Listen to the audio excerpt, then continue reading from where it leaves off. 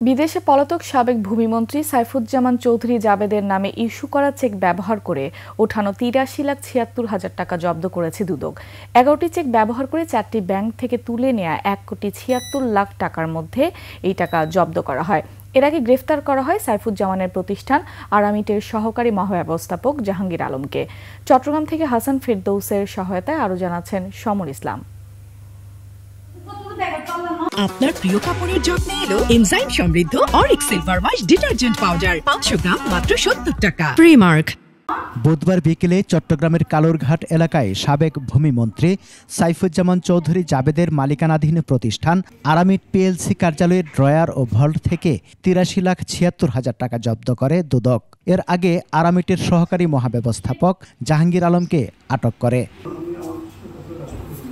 সম্প্রতি তিনি ব্যাংক থেকে ১,৭৬,০০,০০০ টাকা তোলেন। দুদক বলছে টাকাগুলো নগদ করে হুন্ডির মাধ্যমে বিদেশে পাচারের জন্য রাখা হয়েছিল। সাইফুজ্জামান চৌধুরীর সই করা চেকগুলোর আসল কপি সহ জাহাঙ্গীর আলমকে আটক করা হয়েছে। তার বিরুদ্ধে প্রতিষ্ঠানের মালিকের অনুপস্থিতিতে অনুমতি ছাড়া টাকা উত্তোলনের অভিযোগ আনা হয়েছে।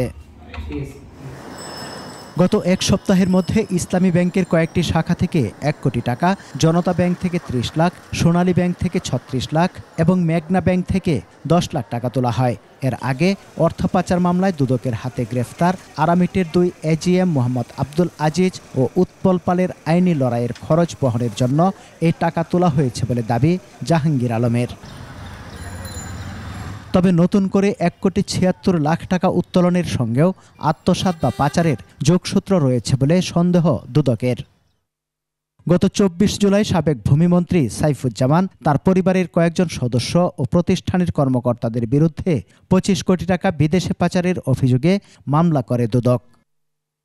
সমর ইসলাম, ২১ টেলিভিশন।